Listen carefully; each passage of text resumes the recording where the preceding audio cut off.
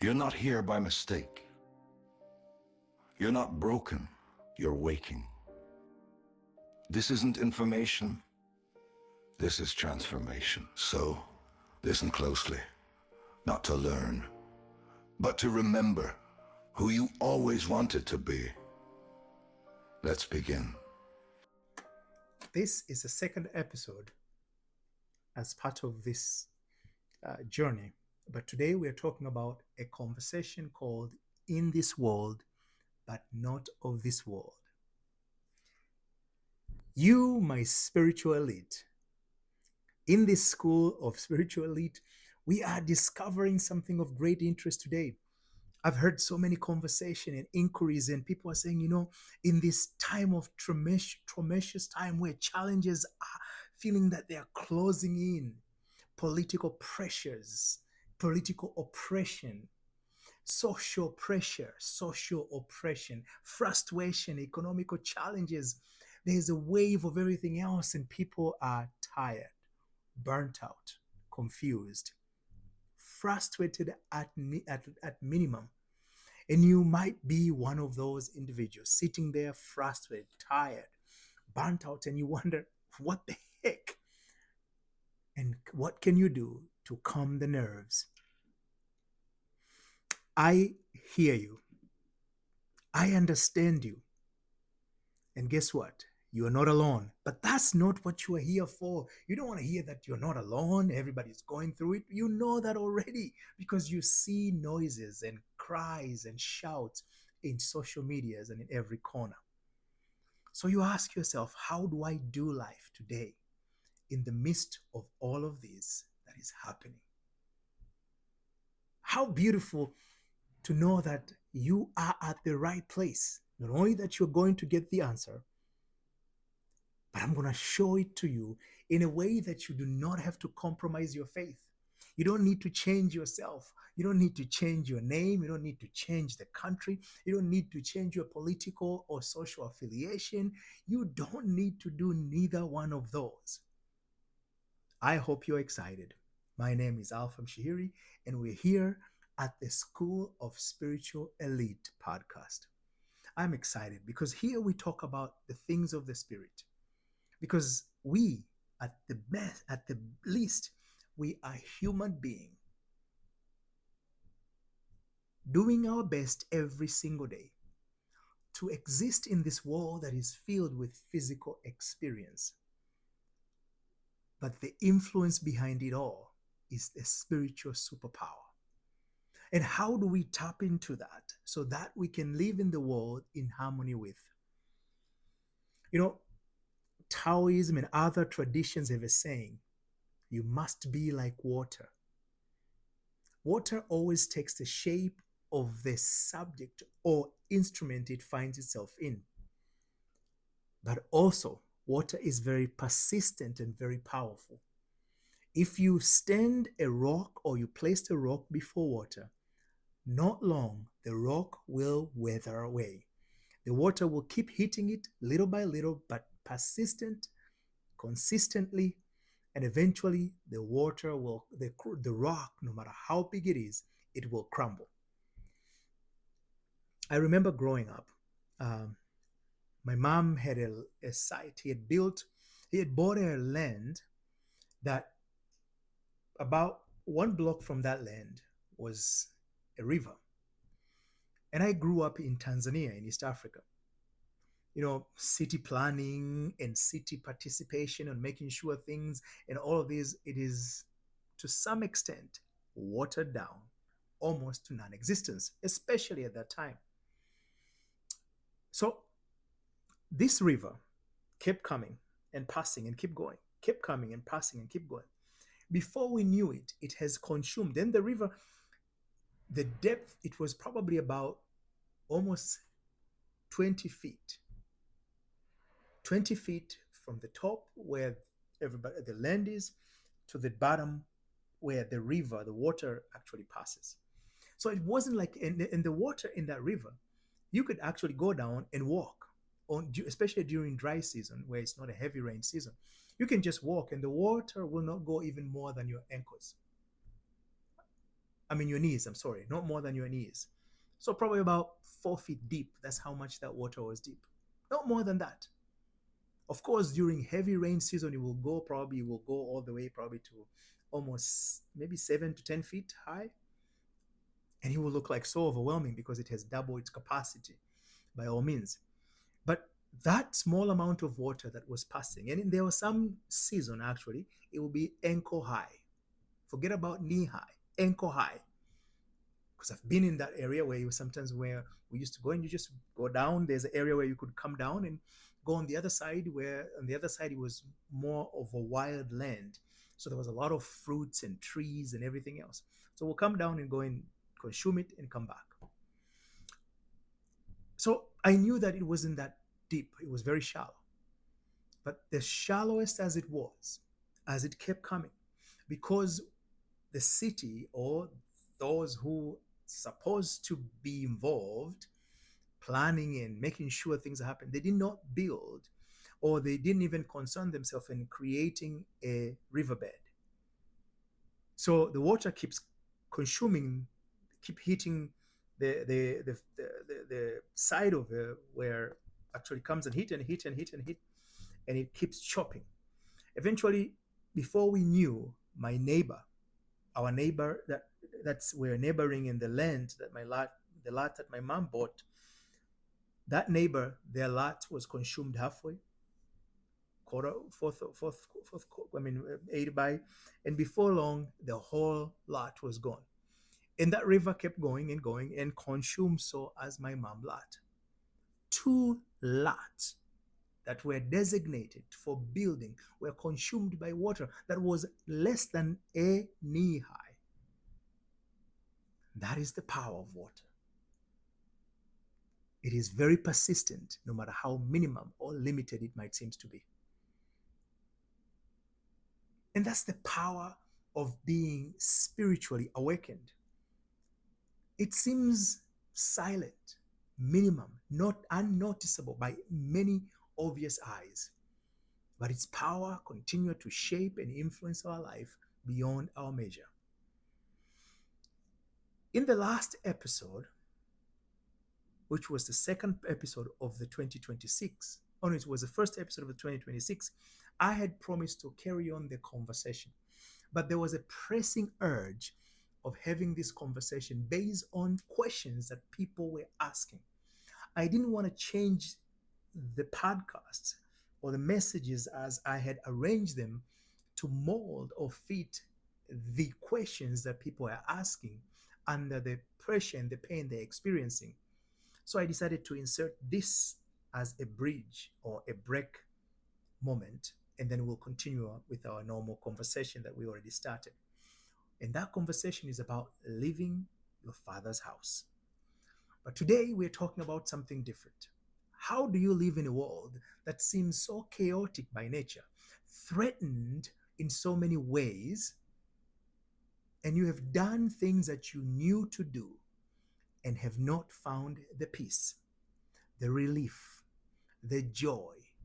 And you might have run away, not intentionally, but economically. You figure, if I move in this place, I move to that neighborhood, I move to that location, I walk away from this space, life will get better.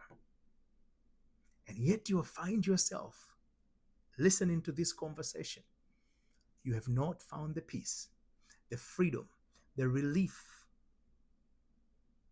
Your blood pressure is high. Your stress levels continue to sky the roof. You're unhappy with everything else you see. You yell, you scream, you comment your best, and you say you are providing them with your best. You are saying as it means, but none of those have given you the peace. There are people you've said they are bad, they are good, they don't worthy, they shouldn't be here, they should be. You have screamed your opinion, but yet you are restless. And you ask yourself, how can you live in a world as such? I want to take us in a conversation that it took place, or it has taken place in the book of, or the Gospel of John 17, verse 16. But this is not only happening in 17, verse 16. It happens probably from verse 14 and it goes all the way to verse 18. It's a collective of conversation. But this conversation is always being said or summarized in this simple statement: I am in this world, but not of this world. I am in this world, but not of this world. This, again, is a conversation that Jesus is talking about.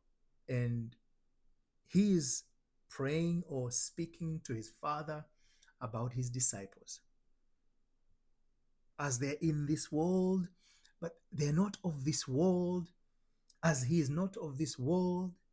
But he doesn't pray that they may be removed in this world, but they may be protected from the evil one within this world. He is not giving us a way out of this world, but he's giving us a way that we can exist in the world as chaotic as it is and yet experience the peace that is not of this world that we experience or see the chaos that we see. And yet we can experience the freedom that the world we exist denies us with.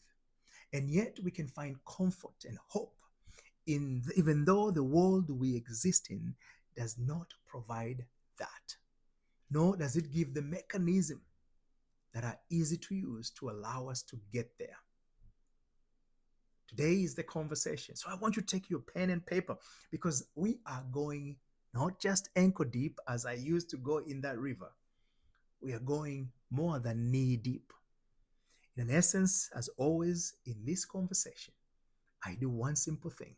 We take the scriptures and unveil it of its mystery and lay it bare naked for you to use the secret, which is the tool beneath it, in order to experience life more meaningful, more and more and more joyful, more healthier, more at peace, and effortlessly in all of those. So let's begin with the conversation. The conversation actually talks about this concept where we're saying, I'm going to go and pull up here quick. He is informing us something very interesting. He is talking about his disciple. They are not of the world. So the key here, if even we take that summary statement, I am in this world, but not of this world, as the sum of the conversation that begins in verse 14 and all the way to verse 18.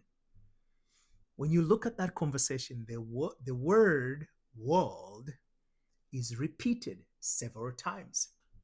So when you're talking about that they're in the world, and today you are living in the world, we have to take a journey. And as always, I remind people, in order to gain an understanding and the spiritual relevance of that scripture or any scripture you're reading, you cannot read it from the storytelling point of view, nor can you read it from the historical point of view. Such perspective is what Apostle Paul said, the letter. He defined that as a way of looking at things from its surface value. He called it what meets the eyes, the letter. And he said that perspective of looking at the scriptures will never give you the value that will elevate your life to where you need to go. So he called it death. Death is simply the absence thereof. That's what death is. The absence of something. That which is absent to the thing in question, it is dead to the absence. So, an example. In this hand, I have this thing. This hand has this remote, but this hand has no remote. So to this hand, the remote is as good as dead because it doesn't exist in the hand, but it is alive on this hand. You see the difference? So the scriptures, when it talks about death, it's simply referring absence of. So when he says it is death, It is absence of the benefit, the value, the secret will bring to you if you have known it. And when I decided and say, you are in the world where it seems to be chaotic, it seems to be erupting in fire in each and every corner. It seems to be denying you of the peace you want. It seems to be denying you of the joy you are looking for, comfort and safety and stability you so seek. So, in the world that you're in, peace is as good as dead. Joy is as good as dead. Health is as good as dead. So that's why it says, if you read the scriptures from the perspective of the letter, you are as good as dead to the benefit you would have offered if you read it from the spiritual level. And he warns us and said, do not be like in the days of Moses, where they had to cover their eyes because of the glory that was there on Moses. There is a glory in the word, and our eyes are covered. And so we cannot see that glory, the spiritual meaning behind it.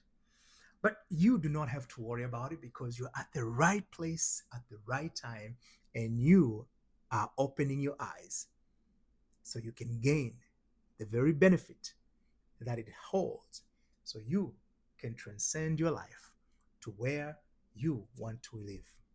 I hope that makes sense. And if you're ready, just, scream quietly, secretly, but with great smile on your face. Let's begin. I said there, we have this word, world.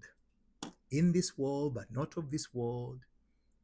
I'm not asking them to be taken out of this world. I don't want the evil one to consume them. The evil one is in this world. The word evil there is negative. That is negatively or adversely affecting you. That's the word evil means. You might have been told it is this horny, not horn. I'll change my word. The horns, not this beast with the horns and some disfigured faces and everything else, and you've been told that's the evil one. Evil is simply means that which is negatively affecting you, adversely affecting you in a negative way. The economy might be affecting you in a negative way because of probably economical pressure. You feel more pressured, your stress level are high, your immune system is weakened, your blood pressure goes up, and so maybe you end up with a long time blood pressure. It's affecting other metabolism activities, and so therefore it brings about diabetes. So now you become diabetic as well as high blood pressure, hypertension. So the economic pressure has adversely affected your health in a negative way, affecting your health in a negative way. And so that's the evil one. So that which negatively affecting you is the evil one. That is what seems to exist in this world. So let's begin with the word world. That word, in fact, comes from a Greek word, because we have to go not to the translation, because what we have is a translation. They've taken a Greek word and give the meaning to the English word and creating a sentence out of each and every translation, and therefore we have different version of the scriptures. There's a different perspective the interpreter or translator have taken, but nevertheless it is a conversion of one value to another. No, the intent was not to add anything more than the conversion that took place. And the conversion was not supposed to add, but just to bring transparency from that language that you don't to the language that you do. So we take a journey to Greece in an ancient time and look, and we're told this is first CE, the year of Christ, meaning that when the time was counted, we're taking that journey because it is believed that's the time this Gospels were written. So we take that journey and look and see the word that was used in the manual is what? And we're told the word that was used is called, we can pronounce it as cosmo. Cosmo. And cosmo is not, in fact, that is a is what's the right word, I would say. You know, in English we have, it's a tensed word. Well, the root word in essence is cosmeo. Excuse me. Cosmeo is the root word. And that word later drives English word cosmos. But what has become cosmos, as we know today, which we call it the world, it is not the same meaning that it was when it was used then. So cosmeo meant something different. It meant to order, to arrange, to adorn, to put it in proper order. In essence, it is that which is in orderly fashion, it is well arranged, that is in harmony. If I have to summarize it, it is a pattern. Yes, you can talk about the stars, the planets, the moon, and everything else. They're in order, and so therefore they're cosmos or cosmeo. They're in orderly arrangement, and that's actually what drove the word meaning to reflect to the skies that we see. It didn't mean the earth as it is or the world as we see it. It meant that which is an orderly fashion, well arranged. It is that which is a pattern. I hope that makes sense. And you can go and prove that and look at it on your own. That order is that which is spoken in the scriptures. So when Jesus talked about they're in this world, he's referring to they're in a particular pattern. And your pattern could be, which is your world, is the pattern where economic affairs are not faring well on your behalf.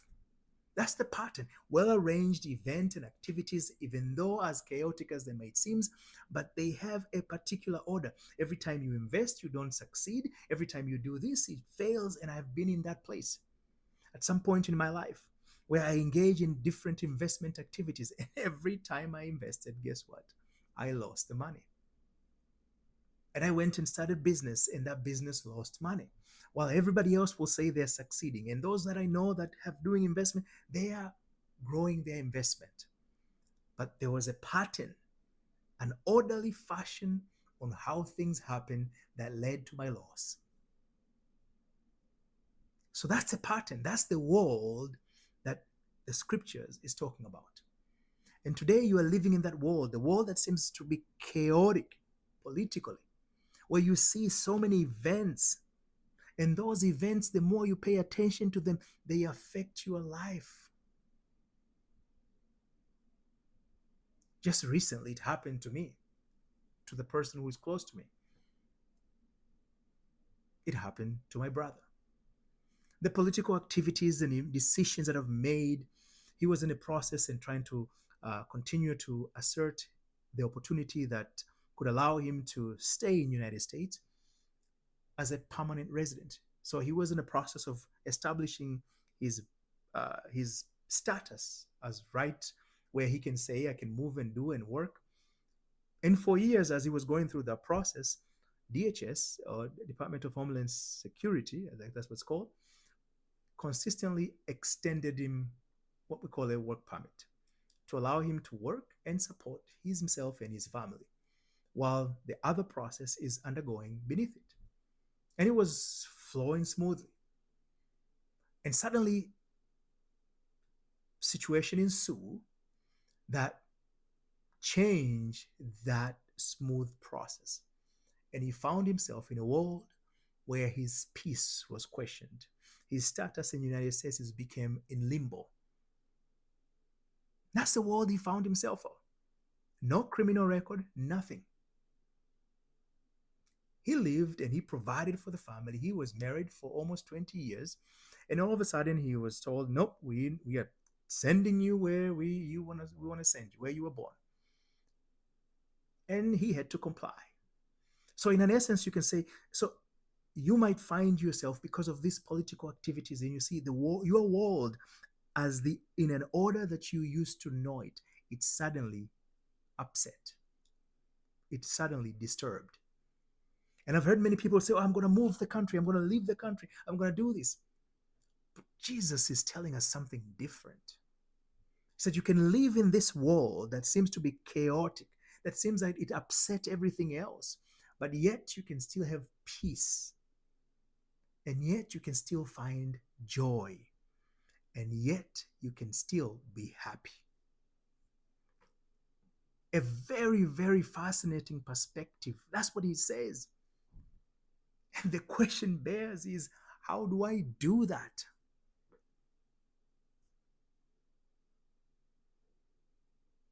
You know, I at some point found myself in a place compromised. My freedom was compromised. My relationship was compromised with my wife and kids. So as my joy, my peace, my financial status, many things were compromised because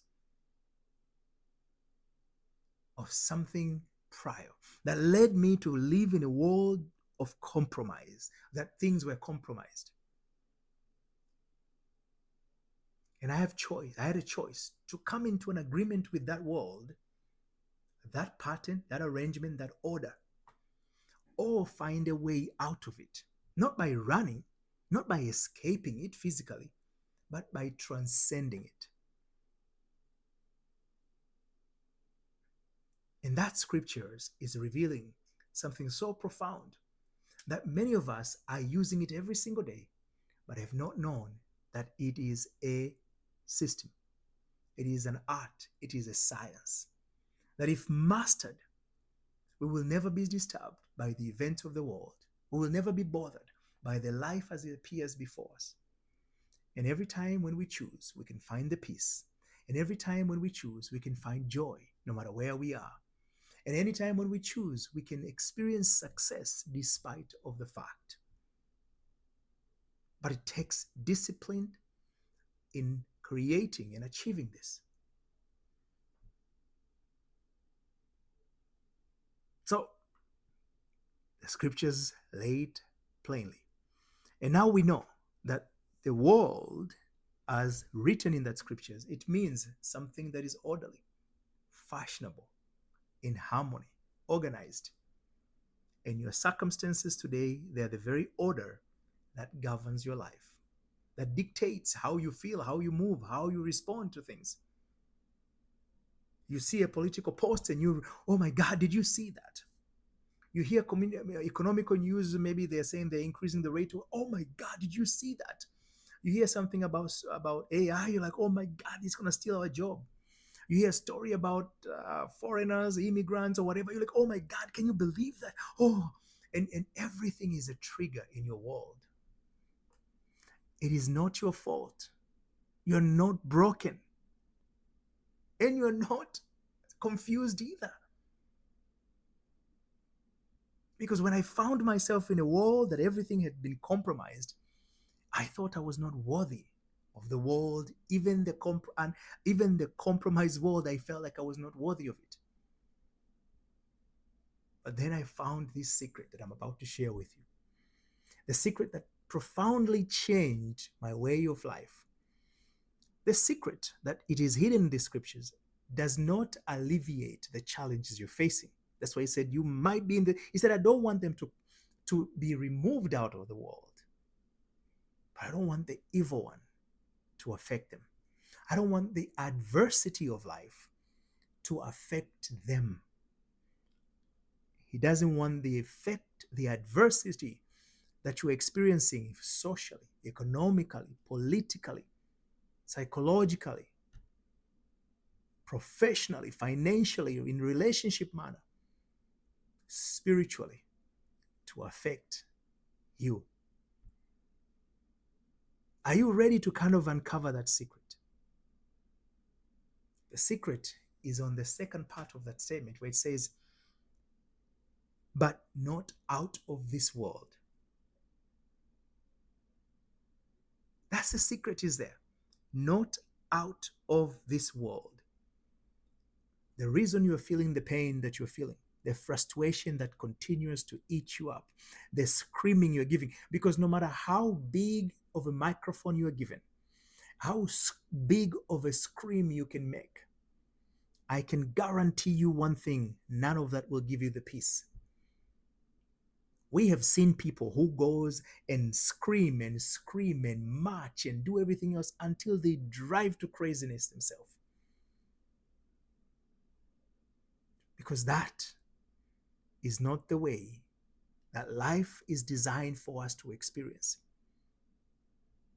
Remember, you have this garment called the physical body, but the garment itself is not life, it is dead.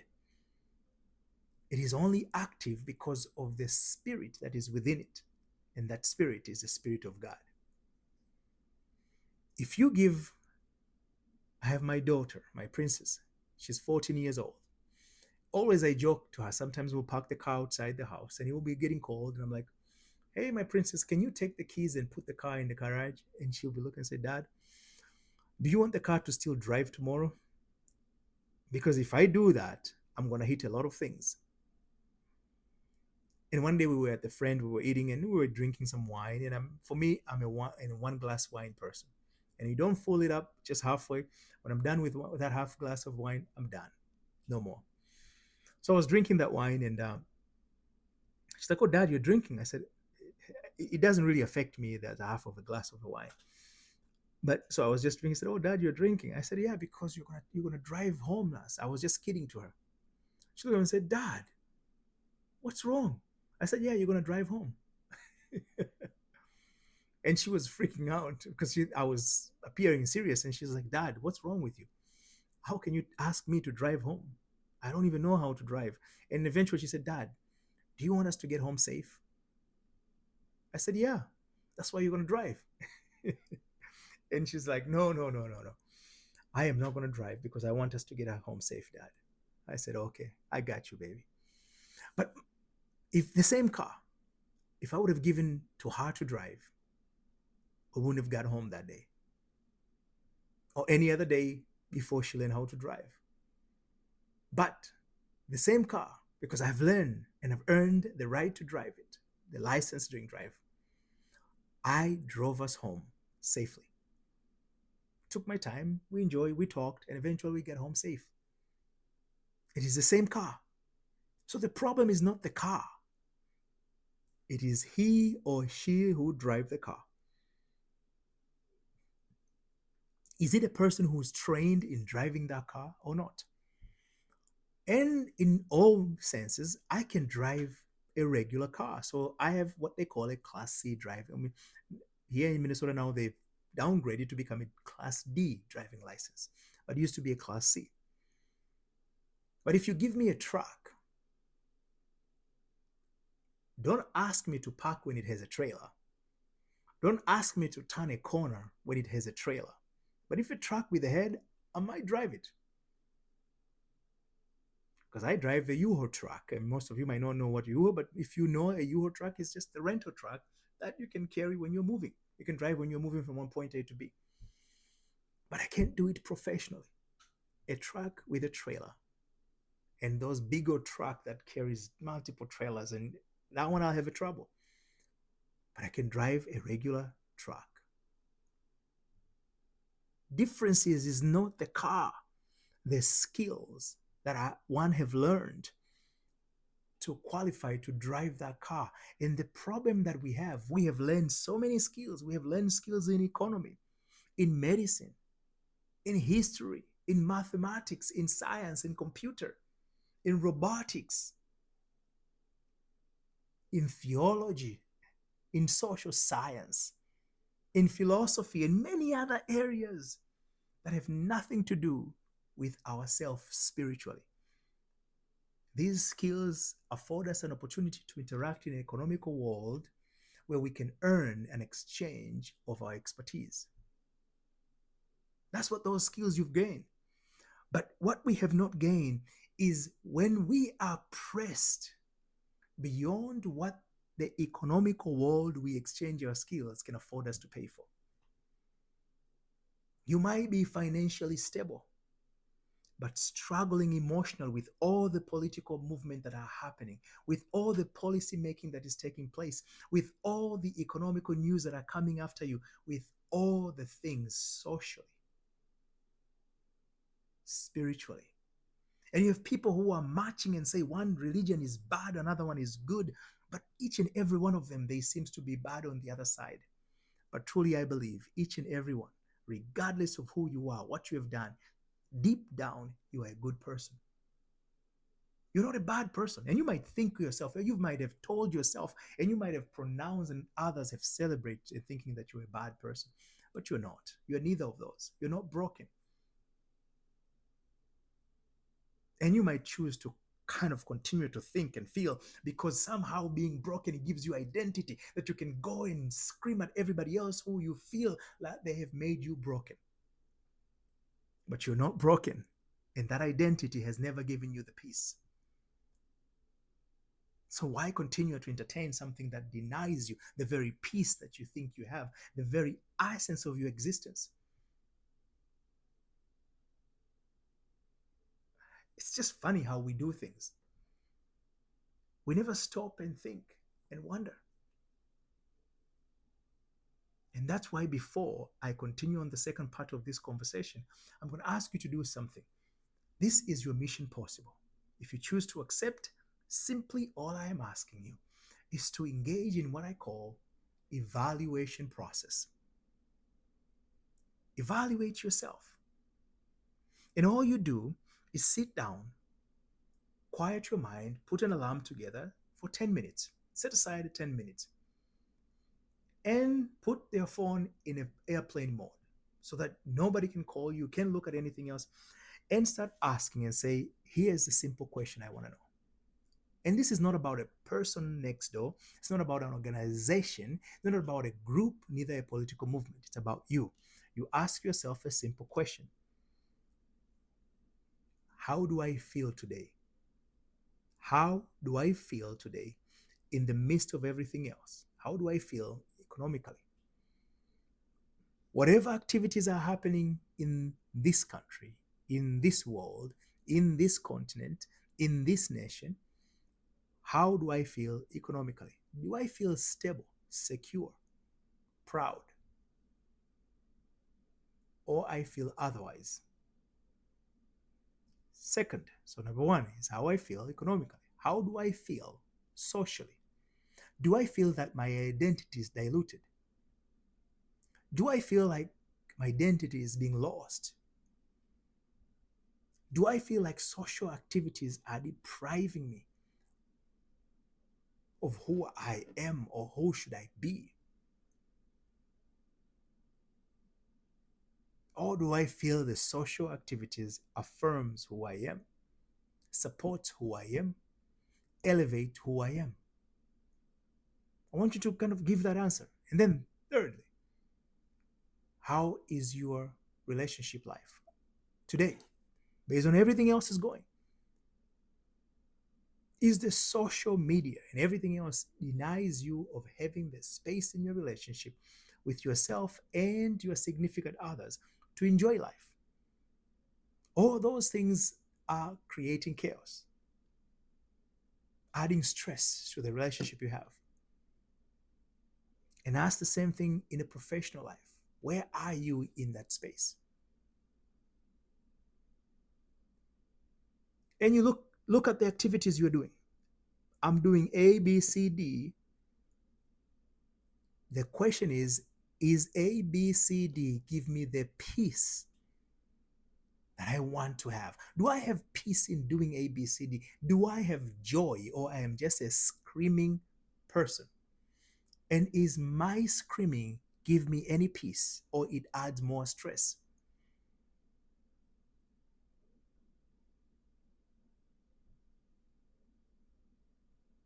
I read a story. In fact, the person who shared the story, some point we were talking and she was explaining it to me in detail. She said she was walking on the street one day. It was in the evening in this area. Normally, she doesn't go for a walk that evening, but in that late in the evening. But she was busy, and by the time she realized, she was about to miss her walk time, so she decided to. It was a little bit. She's like, you know what? It's a city. It's a safe place. So she took that walk. And as she was walking in the midst of it, and there was no many people, she got into a corner that had quite of a length that was quiet, and there were trees. It's a beautiful air, so it was so beautiful. And all of a sudden, there was somebody who was coming in front of her. She could see the person from the distance, and the person was not in a good shape, not neither a right state of mind,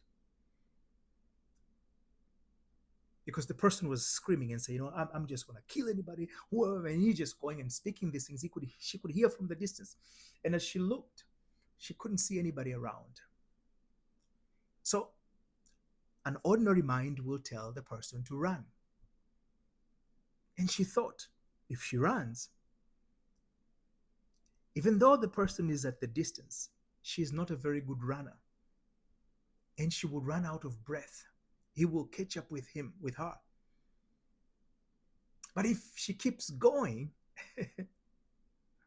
she will eventually meet with the person, and eventually she will experience maybe one of the things that the person screamed to be saying that he will do. So she's sitting there paralyzed as she's slowly walking, hearing the voice, the words that the person is shouting at, and she's wondering what to do next. And in fact, as she was walking slowly, the guy started attacking her with his words. You be, you this, you think who you are. Why you were? I mean, she just, and the guy kept going on and on. And there she started, oh my God. The conversation became moved from general to personal. He was attacking her. And as she pondered upon what to do next, she felt like maybe she could engage in shouting match with him. Find something that she can hold. And she was looking at the trees, maybe to yank one and have her just get ready. And that's the obvious thing. And that's what we do every single day. We see somebody commenting something we don't like, and we want to be louder than that person. We see something happen in some places, we want to be speaking so passionate about it, and we think we've conquered the world. And maybe we have. I'm not the judge of that. But the only judgment you can pass and question is when you question yourself. Is my action give me peace? Is my action makes me feel good about it, not only in the moment when I did it, but even when I walk every day and think about it?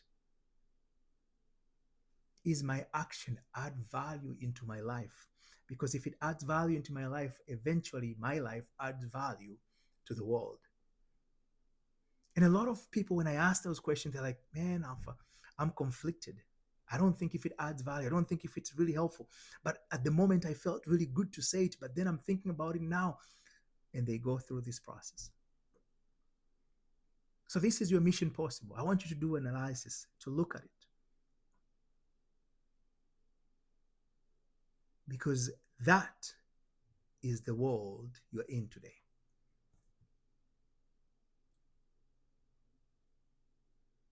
In the next episode, we're going to talk how you can be in that world, but not of the world. You can be in that world, which is a patterned world with activities, events, and trigger moments, and all of these things. That is your world. The next episode, I look forward to communicate with you again, where we are talking about how do we take that trigger that allows you to live in this world, but also you cannot be in the world of this world. Thank you for spending time with me. I am really excited to be able to break down this with you. So again, you can have opportunity to test it as I challenge you. Don't listen my 10 podcast, my 15 podcast. No, every one of them. I pose this mission possible as an opportunity for you to test the theory that I lay forth in the presentation.